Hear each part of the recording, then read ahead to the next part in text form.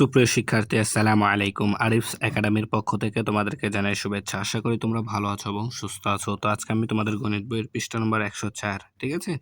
104 এর অনুশীলনীর প্রশ্নের 5 থেকে 8 পর্যন্ত 5, 6, 7 এবং 8 এই 4টা অঙ্কের সমাধান করে দেব, ঠিক আছে? তাহলে চলো শুরু করা যাক। তো প্রথমে আমরা 5 নাম্বারটা সমাধান করব, ঠিক আছে? তো 5 নাম্বার প্রশ্নটা পড়ে দেখো, বলছে মনোবি, ঠিক আছে? মনোবি চাকমা বাগান থেকে 10 ডজন কলা সহ একটি কলার কাঁদি পারলো, ঠিক আছে? কাঁদি বলতে যে এরকম একটা গোটা, এটাকে আমরা আঞ্চলিক ভাষায় দেখে ক্যান বলা হয়, ঠিক আছে? তো এটা হচ্ছে কি কাঁদি, একটা গোটা কাঁদি পেরেছে, ঠিক আছে? তো 10 ডজন কলা সহ, তাতে একটা কাঁদিতে 10 ডজন কলা আছে, ঠিক আছে? তো পেরে দেখলো কাঁদিতে 25% কলা পচা বা নষ্ট, ঠিক আছে? 25% কলা পচা বা নষ্ট। তাহলে ভালো কলার সংখ্যা কত? তো দেখো এখানে বলেছে 25% কলা নষ্ট, তাই না? 25% অর্থাৎ শতকরা 100টা কলার ভিতরে 25টা কলা নষ্ট। 100টা কলার ভিতরে কি 25টা কলা নষ্ট। তাহলে 10 ডজন কলাতে কয়টা কলা নষ্ট হবে সেটা বের করতে হবে আগে। তাইলে আমরা ভালো কলার সংখ্যাটা পেয়ে যাব, ঠিক আছে এখানে? তাহলে দেখো, যদি এটা আমরা সমাধান করতে যাই, তো প্রথমে এখানে আমাদের কলার সংখ্যা দেওয়া আছে 10 ডজন, ঠিক আছে? তো এই 10 ডজন থেকে আগে আমাদেরকে সংখ্যায় নিয়ে আসতে হবে যে কতটি হচ্ছে, তাহলে 10 ডজন সমান কতটি। তো দেখো আমরা জানি 1 ডজন সমান 12টি কলা, ঠিক আছে? 1 ডজন সমান 12টি কলা। তাহলে 10 ডজন সমান কত হবে? তাহলে আমরা এখানে লিখে দেবো কি যে 10 ডজন কলা সমান সমান, তাহলে 1 ডজন সমান 12টি হলে 10 ডজন সমান আরো বেশি হবে, তাই না? তাহলে গুণ করতে হবে। তাহলে 10 গুণন 12টি, ঠিক আছে? এতটি। তাহলে 10কে 12 দ্বারা গুণ করলে 120টি। এখন আমাদেরকে বের করতে হবে তাহলে এই 120টি কলার মধ্যে, ঠিক আছে, কয়টি ভালো কলা এখান থেকে বের করতে হবে, ঠিক আছে? তো ভালো কলার সংখ্যা আমাদের দেওয়া নাই, দেওয়া আছে কি যে 25% কলা পচা বা নষ্ট, ঠিক আছে? তো এই কতটি নষ্ট কলা আছে সেটাই আগে আমরা বের করে ফেলবো, ঠিক আছে? তাহলে দেখো, তাহলে 25% অর্থাৎ 100টি কলার মধ্যে 25টি নষ্ট। তাহলে আমরা এখানে লিখবো কি যে 100টি কলার মধ্যে নষ্ট বা পচা, ঠিক আছে? কতটি? 25টি। তাহলে 25টি হচ্ছে নষ্ট বা পচা। তাহলে একটির মধ্যে, তাহলে একটি কলার মধ্যে নষ্ট হবে, তাহলে উপরে থাকবে 25, নিচে থাকবে 100টি।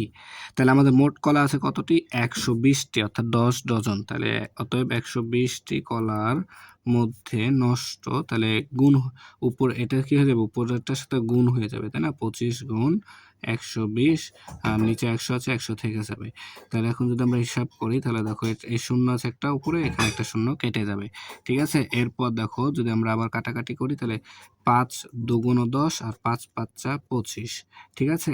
এরপর 2 1 কে 2, 6 দুগুণ 12, তার মানে 30টি কলা, ঠিক আছে? তাহলে আমাদের 5 6 30, এটা উপরে গুণ অবস্থায় আছে, তাহলে 5 6 30টি কলা, ঠিক আছে? তাহলে 30টি কলা হচ্ছে কি 120টি কলার মধ্যে আমাদের 30টি কলা হচ্ছে নষ্ট বা পচা। তাহলে 30টি যদি নষ্ট হয়, আমাদের মোট কলা হচ্ছে 120টি, 120টির মধ্যে 30টি নষ্ট।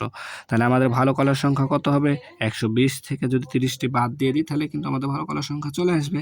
তাহলে আমরা এখন লিখতে পারি অতএব ভালো ভালো ভালো কলার সংখ্যা, ভালো কলার সংখ্যা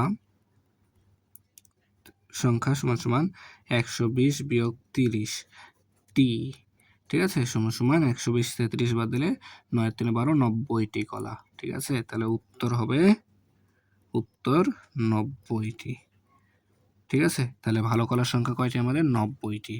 120টির মধ্যে আমাদের 90টি কলা ভালো। দেখো 6 নাম্বার, ঠিক আছে? তো বলছে বার্ষিক 13% মুনাফায়, ঠিক আছে, কোনো ব্যাংক থেকে কিছু টাকা ঋণ নিয়ে 1 বছর পর 8,840 টাকা মুনাফা দেওয়া হলো। তাহলে আসল কত টাকা ছিল, ঠিক আছে? তো দেখো এখানে আমাদের যেটা যেটা দেওয়া আছে সেটা আমাদেরকে আগে তুলে নিতে হবে। তাহলে আমরা সূত্র বসায় দিলে কিন্তু আমাদের অঙ্কটা হয়ে যাবে। আমরা কিন্তু সূত্র শিখেছিলাম, ঠিক আছে? তো ওই সূত্রগুলো আশা করি তোমাদের মুখস্থ আছে। আমরা 4টা সূত্র শিখেছিলাম কিন্তু, ঠিক আছে? মুনাফা নির্ণয়, আসল নির্ণয়, সময় নির্ণয়, মুনাফার হার নির্ণয়, এই 4টা সূত্র আমাদেরকে মুখস্থ করে রাখতে হবে কিন্তু। তো দেখো আমাদের মুনাফার হার দেওয়া আছে এখানে, তাহলে আমরা লিখে দিব আগে যে দেওয়া আছে, ঠিক আছে, যেগুলো দেওয়া আছে সেগুলো তুলে নেব। দেওয়া আছে মুনাফার হার, মুনাফার হার সমান সমান 13%। ঠিক আছে, তারপরে দেখো কিছু টাকা আছে তুলেছে 1 বছর, 1 বছর পর, 1 বছর, তাহলে সময় দেওয়া আছে আমাদের 1 বছর, তাহলে সময় সমান সমান 1 বছর, সময় সমান সমান তাহলে 1 বছর। তারপরে 8,840 টাকা মুনাফা দেওয়া হয়েছে, তাহলে কি মুনাফাও এখানে দেওয়া আছে, তাহলে মুনাফা সমান সমান 8,840 টাকা। তাহলে এখন আমাদের বের করতে বলেছে আসল, তাই না? তাহলে আমরা আসল নির্ণয়ের সূত্র কিন্তু জানি, তাই আমরা লিখবো এখন আমরা জানি আসল সমান সমান, আসল সমান সমান আমরা জানি মুনাফা গুণ 100 ডিভাইডেড বাই বার্ষিক মুনাফার হার ইনটু সময়। তাহলে আসল সমান সমান মুনাফা গুণ 100 ভাগ হচ্ছে কি মুনাফার হার গুণ সময়। ঠিক আছে, তাহলে এখন আমরা এখানে যদি এই যেগুলো বসাই দিই মানগুলো, তাহলে কিন্তু আমাদের উত্তরটা চলে আসবে। তাহলে দেখো মুনাফা আমাদের দেওয়া আছে কত, 8,840 টাকা, 8,840 গুণ 100, 100 থেকে হলো ভাগ মুনাফার হার হচ্ছে কত 13, তাহলে 13 গুণ সময় কত 1 বছর। ঠিক আছে, তাহলে দেখো এখন যদি এটাকে আমরা হিসাব করি তাহলে কিন্তু আমাদের উত্তরটা চলে আসবে। তো আমরা এটা প্রথমে হিসাব করব কিভাবে, তাহলে এই যে 8,840-কে 100 দ্বারা গুণ করতে হবে, তাহলে গুণ করলে হয়ে যাবে আমাদের এখানে আরো 2টা শূন্য চলে আসবে। ঠিক আছে, তাহলে 8 8 4 0 0 2টা শূন্য আরো এক্সট্রা হয়ে গেল, তাই না? তার মানে হচ্ছে আমাদের 8,84,000 টাকা। এখন 13কে 13 দ্বারা ভাগ করতে হবে। ঠিক আছে, 13 দ্বারা ভাগ করে দিতে হবে, তাহলে উত্তরটা আমাদের চলে আসবে। দেখো তাহলে এপারে 2টা সংখ্যা আছে, তাহলে এপাশেও 2টা সংখ্যা নেব, তাহলে যাবে, তাই না? তাহলে যদি আমরা 6 দিয়ে গুণ করি, তাহলে দেখো 6 দ্বারা গুণ করলে 13কে 6 দ্বারা গুণ করলে 3 6 18 8 হাতে থাকে 1, 6কে 6কে 7 78। ঠিক আছে, এখন বিয়োগ কত 0 10। ঠিক আছে, এবার এই 4টা এখানে আমাদের নেমে যাবে, তাহলে এখন 4টা যদি নেমে যায় তাহলে 6, আচ্ছা 13কে এমন একটা সংখ্যা দ্বারা গুণ করতে হবে জানি কত হয় 104 হয়, তাই না? তাহলে 13কে যদি আমরা গুণ করি 8 দ্বারা, দেখো 3 8 24 4 হাতে থাকে 2, 3 8 24 4 হাতে থাকে 2, 8 কাটা 2 0 10, তাহলে 104, তাহলে 8 চলে আসলো এখানে 104 হয়ে যাবে। ঠিক আছে, অর্থাৎ দেখো তাহলে এখন এই 3টে শূন্য এখন এখানে বসে গেল একটা শূন্য, তাহলে শূন্যকে শূন্য হয়ে গেলো, এবার এই শূন্য নেমবে, আবার এখানে একটা শূন্য, তাহলে এই শূন্যটা এখানে নেমে যাবে, তাই না? তাহলে 68,000 টাকা হয়ে যাবে। ঠিক আছে, তাহলে আমাদের 68,000 টাকা, তাহলে আসল টাকা আমাদের কত 68,000। ঠিক আছে, এটাই হচ্ছে উত্তর। দেখো এবার 7 নাম্বার, তো বলছে ব্যাংক থেকে আসলের উপর, ঠিক আছে, ব্যাংক থেকে আসলের উপর বার্ষিক 12.5% মুনাফায় 3 বছরের জন্য 5,000 টাকা ঋণ নেওয়া হলো, 5,000 টাকা ঋণ নেওয়া হয়েছে, তাহলে 3 বছর পর কত টাকা পরিশোধ করতে হবে? তাহলে আসলের উপর অর্থাৎ আসলটাকে বের করতে হবে, তাই না? তাহলে 5,000 টাকার ঋণ নিয়েছি, মানে এটা হচ্ছে আমার কত টাকা আসল টাকা। ঠিক আছে, আচ্ছা তারপরে এখানে দেখো বার্ষিক মুনাফার হার দেওয়া আছে, সময় দেওয়া আছে, আসল টাকাও দেওয়া আছে, তাহলে আমাদের বাকি থাকছে কি মুনাফা, তাহলে আমাদেরকে 3 বছরে কত টাকা মুনাফা দিতে হবে সেটা আমাদেরকে আগে বের করতে হবে। ঠিক আছে, তাহলে আমরা যা দেওয়া আছে সেটা আগে তুলে নিতে হবে, যে দেওয়া আছে দেখো বার্ষিক মুনাফার হার সমান 12.5%। ঠিক আছে, তারপরে আমাদের দেওয়া আছে আসল টাকা দেওয়া আছে, আসল কত 50,000, সরি মনে হয় এর আগে আমি মনে হয় 5,000 বলেছি। ঠিক আছে, তো এখানে আছে 50,000। ঠিক আছে, 50,000 টাকা। ঠিক আছে, আচ্ছা তারপরে আমাদের সময় দেওয়া আছে 3 বছর, তাহলে 3 বছর সময়, 3 বছর সময় আমাদের 3 বছর। ঠিক আছে, 3 বছর, তাহলে আমাদের এখানে নাই কি মুনাফা কত টাকা দেওয়া লাগবে, অর্থাৎ লাভ কত টাকা দেওয়া লাগবে সেটা আমাদের নাই, তাহলে সেটা আগে আমাদেরকে বের করতে হবে, তাই না? তাহলে এখন আমরা লিখতে হবে আমরা জানি মুনাফা মুনাফা নির্ণয়ের সূত্র কিন্তু আমরা শিখেছিলাম, তাই না? মুনাফা সমান সমান কি, আসল গুণ বার্ষিক মুনাফার হার গুণ সময়, আসল গুণ মুনাফার হার গুণ সময় সময় ভাগ হচ্ছে 100। ঠিক আছে, তাহলে দেখো আমরা যদি এখন এটার মানগুলো বসায় দিই এখানে, তাহলে কিন্তু উত্তরটা সহজে চলে আসবে। তাহলে আসল আছে আমাদের 50,000 টাকা, ঠিক আছে, গুণ মুনাফার হার হচ্ছে 12.5%, গুণ সময় হচ্ছে 3, ভাগ হচ্ছে আমাদের 100।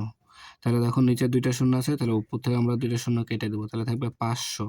তাহলে 500 গুণ 3, তাহলে এখন উপরে সবগুলো কি গুণ অবস্থায় আছে, তাহলে যদি গুণ করে দিই, তাহলে 3 পাচ্ছে 15, তাহলে 1500 গুণ 12.5, তাহলে 1500 গুণ করতে হবে আমাদের 12.5 দ্বারা। তাহলে যদি গুণ করি 5 শূন্য 0, 5 শূন্য 0, 5 5 25 এর 5, হাতে 2, 5 একে 5 আর 2 7, একটা শূন্য নিতে হবে, তাহলে 2 শূন্য 0, 2 শূন্য 0, 5 9 10 0, হাতে থাকে 1, 2 কে 2 রেখে 3, দুইটা শূন্য নিতে হবে, 1 শূন্য 0, 1 শূন্য 0, তারপর 1 শূন্য 0, 5 একে 5, 1 একে 1, তাহলে যোগ করে দাও 0 0 5 7, 5 আর 3 8 1, তাহলে দশমিক আছে আমাদের একটা পর, তার মানে দশমিক এখানে চলে আসবে। ঠিক আছে, তাহলে আমাদের আসছে দেখো 18,750, তাহলে 18,750 টাকা। ঠিক আছে, 18,750.0 যা কথা, 18,750 টাকাও সেম কথা। তাহলে এটা আমাদেরকে মুনাফা দেওয়া লাগবে। ঠিক আছে, এই 50,000 টাকার উপরে আমাদেরকে 18,750 টাকা 3 বছরের জন্য মুনাফা দিতে হবে, অর্থাৎ লাভ দিতে হবে। হ্যাঁ, তাহলে এটা মুনাফা পেলাম। এখন আমাদের বলেছে মোট কত টাকা, 3 বছর পর মোট কত টাকা পরিশোধ করতে হবে। তাহলে আমি যে 50,000 টাকাটা ঋণ নিলাম, সেই 50,000 টাকা তো ব্যাংকে আমাকে ফেরত দিতে হবে, তাই না? তার সাথে সাথে আমাকে 18,750 টাকা লাভ দিতে হবে, অর্থাৎ আমাদের ওই 50,000ও দিতে হবে, আবার এই 18,750 টাকাও ব্যাংকে আমাদের পরিশোধ করতে হবে। তাহলে মোট কত টাকা, মোট মানে কি করবো, তাহলে 50,000 আসল টাকার সাথে আমরা কি এই লাভটা যোগ করে দেবো, তাহলে হয়ে যাবে। তাহলে মোট পরিশোধ করতে হবে, অতএব মোট পরিশোধ করতে হবে। ঠিক আছে, অতএব মোট পরিশোধ করতে হবে, তাহলে 50,000 যোগ 50,000 যোগ 18,750, 18,750, তাই যদি যোগ করে দিই, তাহলে দেখো 50,000 আর 18,000, তার মানে হচ্ছে 50 60 68,750 টাকা, 68,750 টাকা। ঠিক আছে, তাহলে উত্তর হবে আমাদের এটা 68,750। তাহলে উত্তর 68,750 টাকা। 3 বছরে তাকে 18,750 টাকা লাভ দিয়ে এত টাকা পরিশোধ করতে হবে, 68,750 টাকা। ঠিক আছে, একবারে সহজ, জাস্ট শুধুমাত্র আমাদেরকে সূত্রটা মুখস্থ করতে হবে। তাহলে দেখো এবার 8 নম্বর, তো বলছে একটি দোকানে 3200 অর্থাৎ 3,200 টাকার পণ্য 20% কমে বিক্রয় করা হলো। ঠিক আছে, পণ্যটির বিক্রয় মূল্য কত, পণ্যটির বিক্রয় মূল্য কত? তো দেখো এখানে 20% কমে বিক্রয় করেছে, 3200 টাকার পণ্য, ঠিক আছে, যা কিনা তার থেকে 20% আরো কমে বেচেছে, তাহলে তার কি লাভ হবে? লাভ হবে না, কি হবে? ক্ষতি হবে। ঠিক আছে, ক্ষতি হবে। তো দেখো 20% কমে বিক্রয় করা হলো, পণ্যটির বিক্রয় মূল্য কত? তাহলে 20% মানে কি 100 টাকায় 20 টাকা ছাড় দিয়েছে সে। ঠিক আছে, অর্থাৎ 100 টাকায় 20 টাকা সে ক্ষতি করেছে। ঠিক আছে, তাহলে 3200 টাকায় সে কত টাকায় বেচেছে? 3200 টাকার পণ্যটা, সেটা আমাদেরকে বের করতে হবে এখন। তাহলে দেখো 20% ক্ষতিতে, অর্থাৎ দেখো তাহলে আমাদের হচ্ছে 20% ক্ষতিতে বিক্রয় করেছে, তাই না? তাহলে 20% কমে মানে কি? তাহলে দেখো আমরা লিখতে পারি যে 20% কমে, অর্থাৎ 100 বিয়োগ 20 সমান সমান 80 টাকা। ঠিক আছে, তাহলে 100 টাকার পণ্য সে বেচেছে কয় টাকায়? 80 টাকায় বিক্রয় করেছে।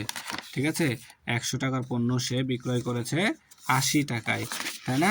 তাহলে আমরা এটাকে লিখতে পারি এখন, তাহলে 100 টাকা, তাহলে এটা আমাদের তো বিক্রয় মূল্য চাইছে, তাহলে আমাদেরকে বিক্রয় মূল্য কি ডানে নিতে হবে, তাই না? তাহলে আমরা লিখতে পারি যে ক্রয় মূল্য